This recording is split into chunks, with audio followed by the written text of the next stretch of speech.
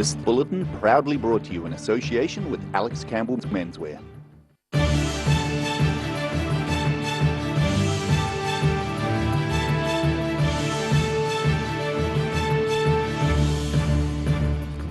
Tonight on the South Today, changes to COVID-19 restrictions see quarantine-free travel suspended and vaccinations for under 12s beginning next month. A joint initiative between DOC and the DCC hopes to educate Dunedinites about wildlife this summer. And a grocery grab at a Port Chalmers supermarket bags goodies for local families in need.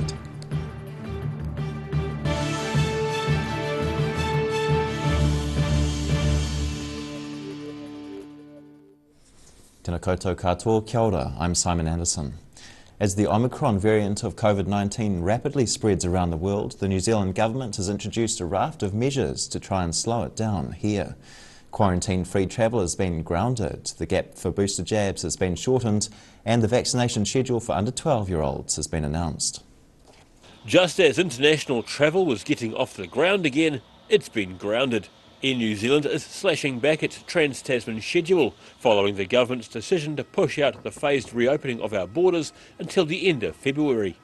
We know that this delay will be disappointing news for those who have booked travel or who are expecting arrivals from Australia.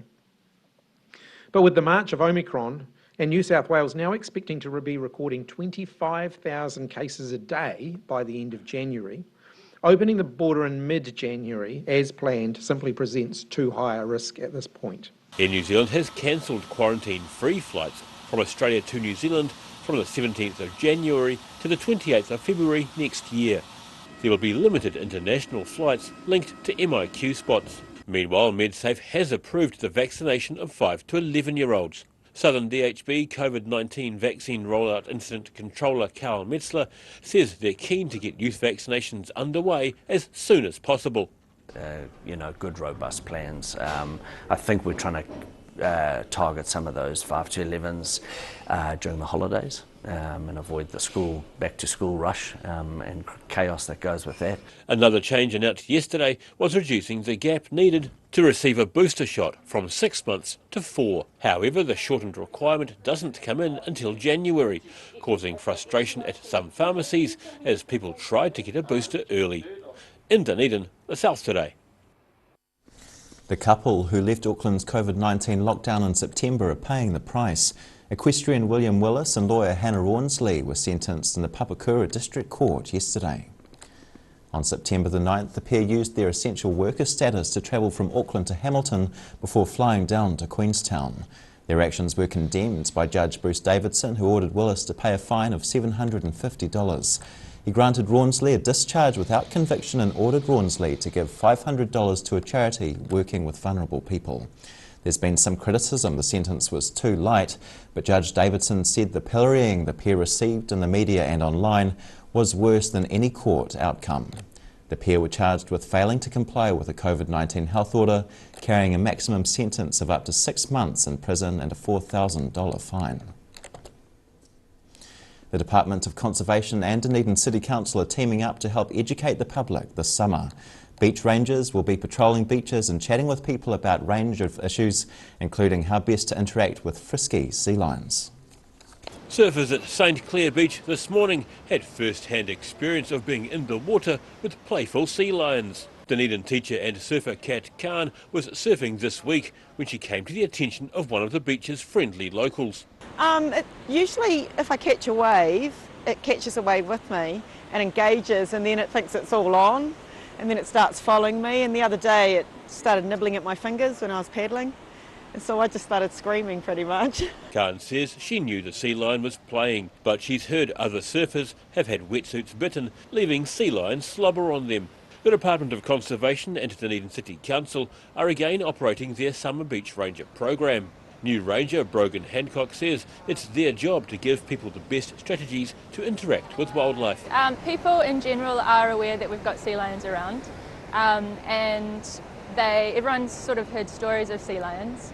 One of the things that we like to do is talk to people and hear about their experiences with sea lions, and then we like to educate people around the behaviour that we need to be doing as humans around wildlife. Hancock's been roaming the beaches for a few months and says it's a rewarding job with pretty good buy-in from people around Dunedin's coast. Long-serving Dock Coastal Ranger Jim Fife believes that the summer program is very important. This is an extremely valuable program. Really helps us to socialise the rules on the beach and helps to share information about what we know and why the rules are important, and it helps in the collection of new information about what's happening and what are concerns for people who are out on the coast. Rangers are aiming to encourage people to enjoy the natural environment around Greater Dunedin, but also to be respectful of nature. The summer rangers are set to be patrolling the city's beaches until the end of April. In Dunedin, the South Today.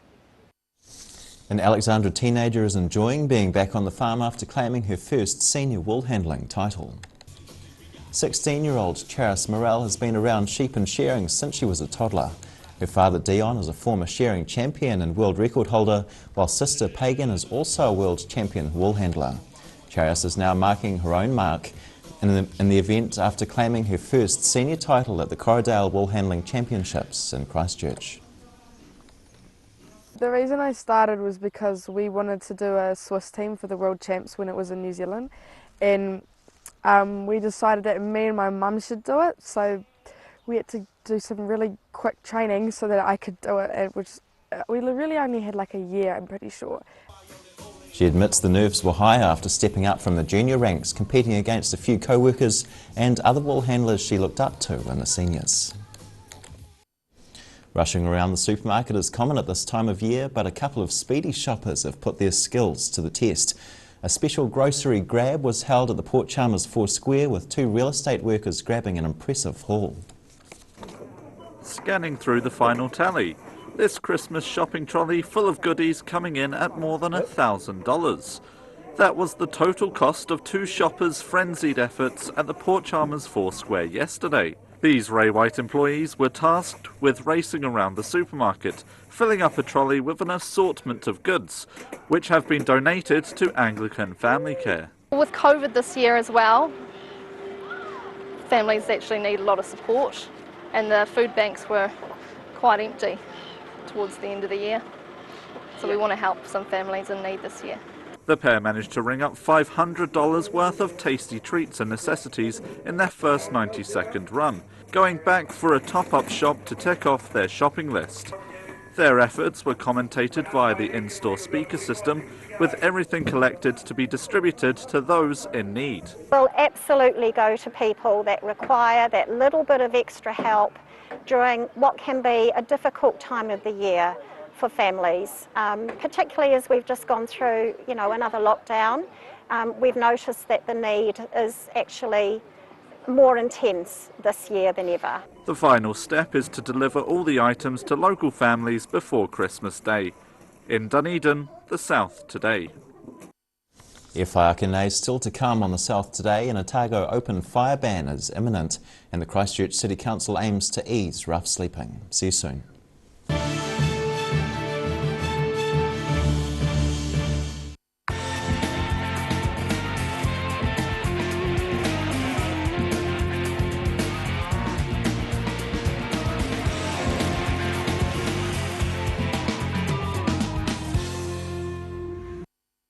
Hi there, guess who? You recognise the eyes? Oh, okay, it's a haircut. Anyway, it's Lindsay here from Campbell's Menswear. Our 3 stores are carrying on as usual. Despite what's happening in the world, we have got some great stock for you. Personally, I've spent 50 years in this business and we have some excellent supplier relationships. We've got great stock, it's hand-picked, it's here, it's on time, and it's ready for this great summer. Campbell's Menswear, it fits. So, as my favourite cut says, keep calm and carry on.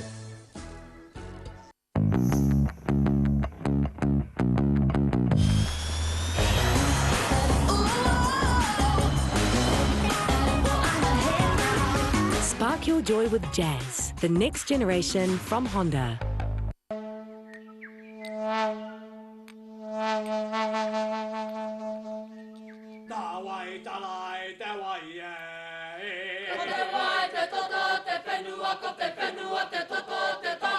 Tira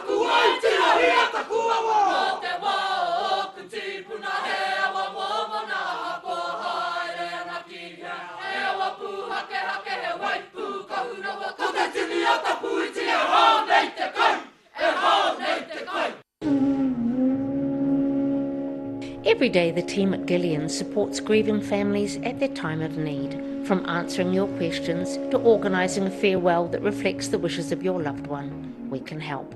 Call Gillian's today.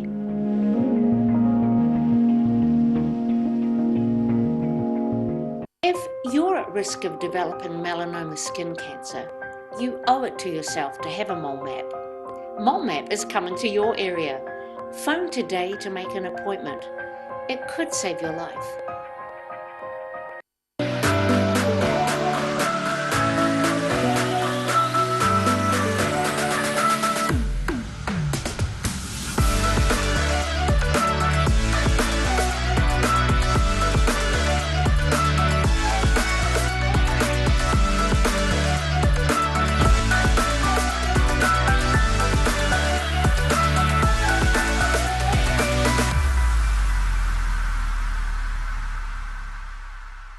A poorly maintained heat pump can lose up to 35% of its output. The Mr. Heat Pump Cleaner team are experts. Their specially developed chemical wash is totally biodegradable. Call Mr. Heat Pump Cleaner and get the job done by the professionals.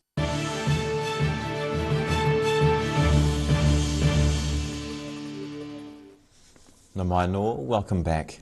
Fire and Emergency is putting the Central Fire Zone into a restricted season and banning private use of fireworks across the district, which covers all of Otago.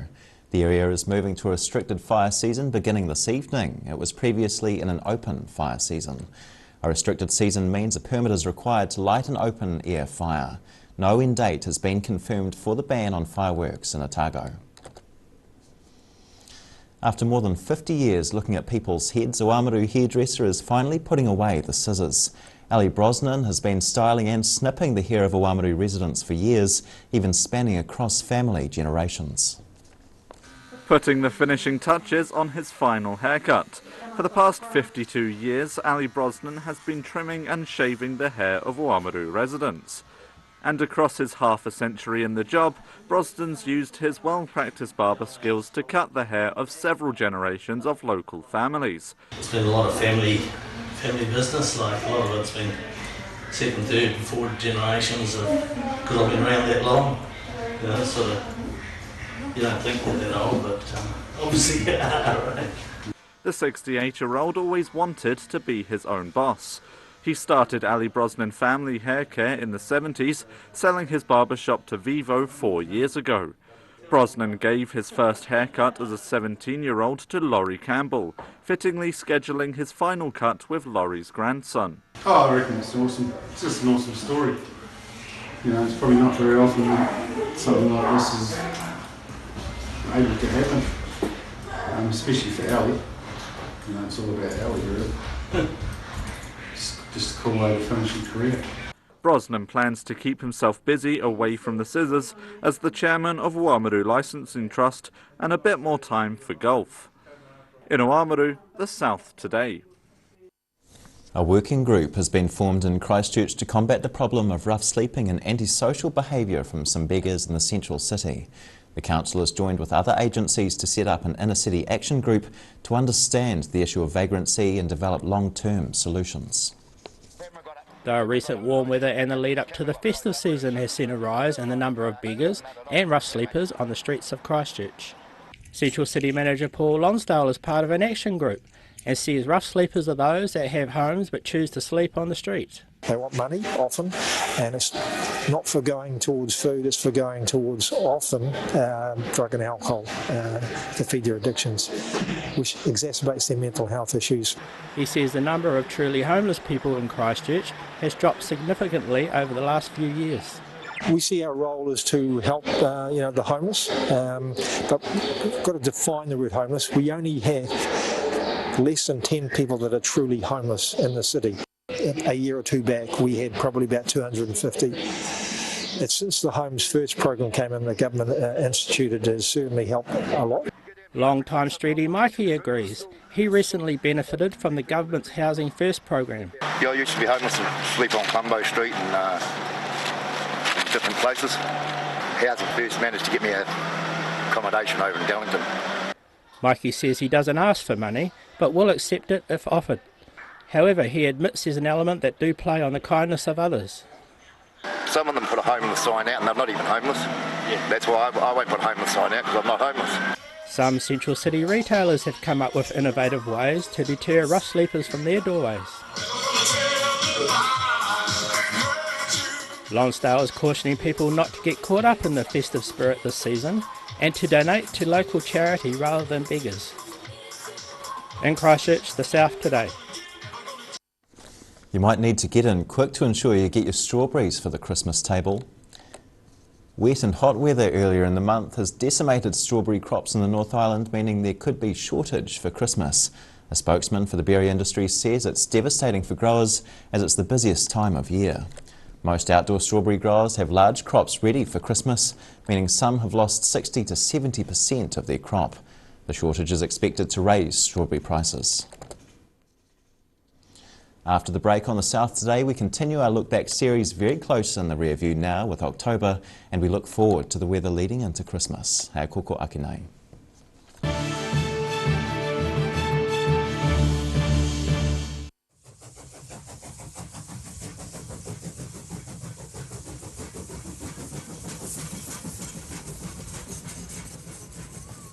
If you're at risk of developing melanoma skin cancer, you owe it to yourself to have a mole map. Mole map is coming to your area. Phone today to make an appointment. It could save your life.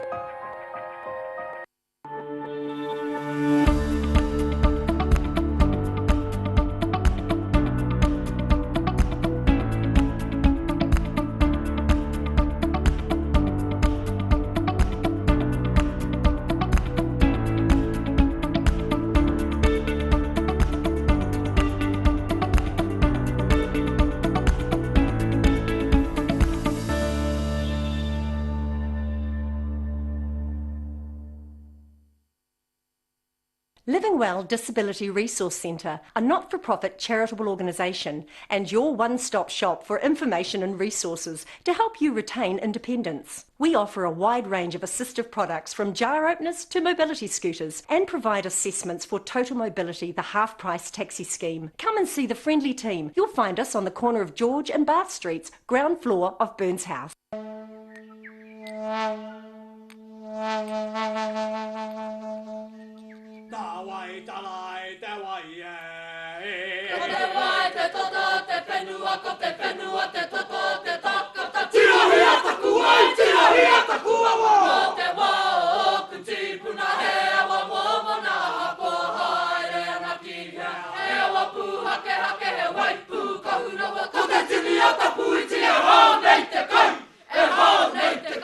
MTF Finance can help you turn the key on your next vehicle with a loan made just for you. TCs and lending criteria apply. Every reason, every season, we're proud to dress the region. Alex Campbell Menswear, it fits.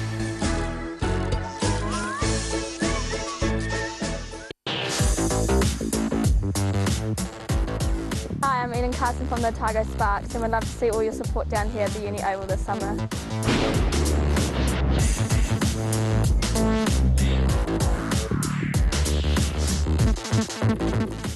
Hi, my name's Matt and I'm the Dines Group CEO. Dines is a company that's focused on selling logistics solutions to its customers. We're passionate about selling efficiency, and we've been selling efficiency for over 50 years now.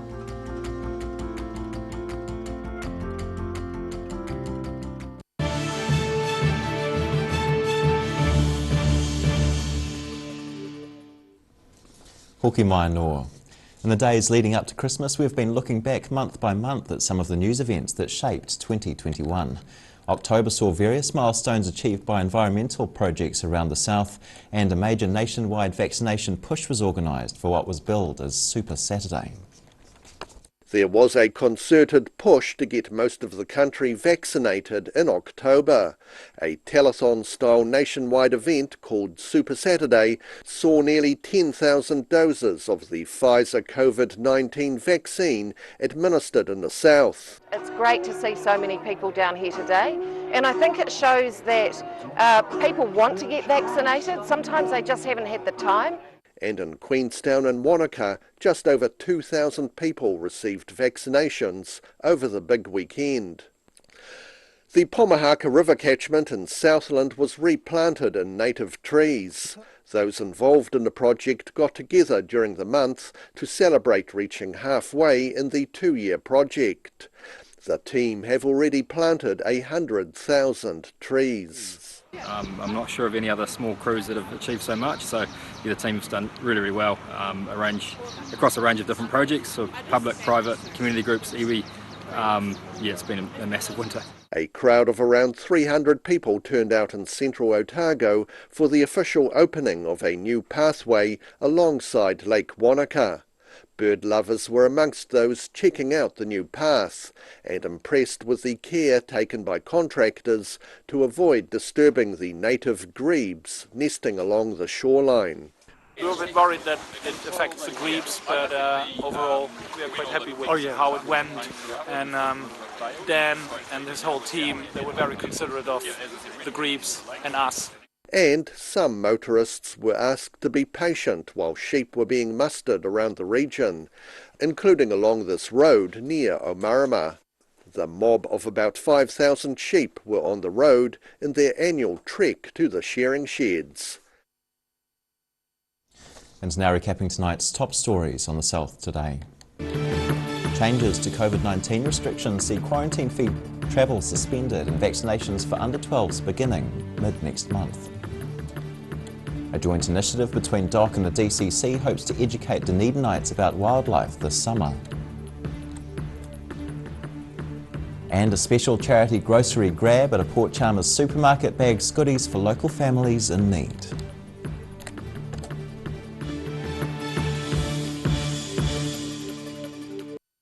And now for a look at what's happening in tomorrow's ODT, we welcome editor Barry Stewart. Kia ora, Barry. Hello, Simon. So we have a bit of a COVID Christmas theme in the paper tomorrow. We head off with a story about many New Zealanders will be spending another Christmas overseas, away from friends and family. So with that in mind, we sent a call out to those expats overseas and invited them to send a message into the ODT. And we will share that with the community. Interesting reading. Yeah, so some nice touches there, and of course it just highlights the whole situation we're in, isn't it? So following another COVID story, we have frustrated and stressed Dunedin pharmacists today, and once again they've been caught on the hop after the latest government announcement. Of course, many people thought that from today you could just jump out and get your booster shot, and of course that's what the pharmacists faced, and of course they can't get that until the due date, unless they are 6 months, is it, within that space. So that caused some concern today, and COVID has again struck New Zealand rugby, so the Super Pacific competition has had to be revamped because of that. So it looks like it will be one of those internal organisations. So we won't be able to travel to Australia, and if we did, we'd have to stay there for the whole period, and no idea of when we'd be back. So it looks like the rugby union have ruled that out. So it looks like we're in for a domestic competition again, which was pretty exciting last year. But we'll see how we go. And on a cheerful note, the Otago Daily Times sports reporters went out amongst some of the identities in Otago and asked them a few probing questions about what they're going to do over Christmas. Great, Barry. Thank you very much. Okay. And time now for a look at the weather. Tonight's weather proudly brought to you by Mole Map. Starting with today's southern view, surfers at St Clair this morning before weather changed.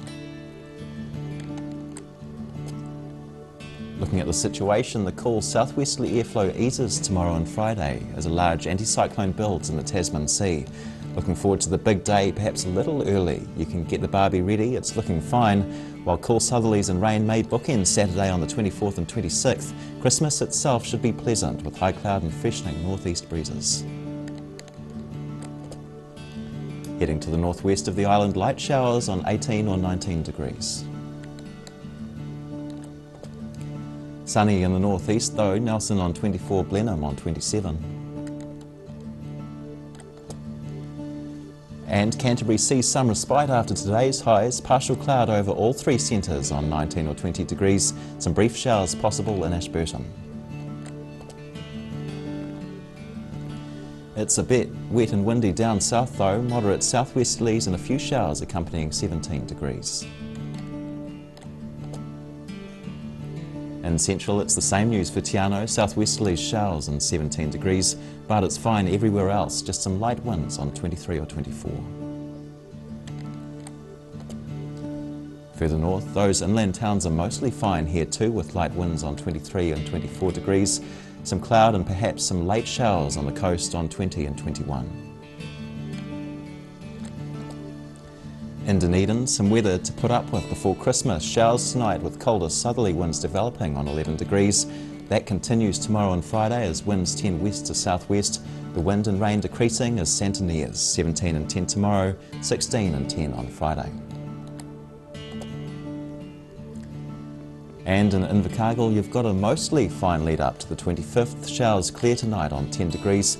Mostly fine tomorrow too. Some cloud and southwest winds, a high of 15 and a low of 10. And in early showers on Friday, clear along with those southwest winds, a high of 16 and a low of 10 degrees. And that's the news this Wednesday. For the latest news from the southern region, head online to odt.co.nz and you can follow Channel 39 on YouTube to catch up with our bulletins on demand. Nō reira kia pai te pō, ka kita anō.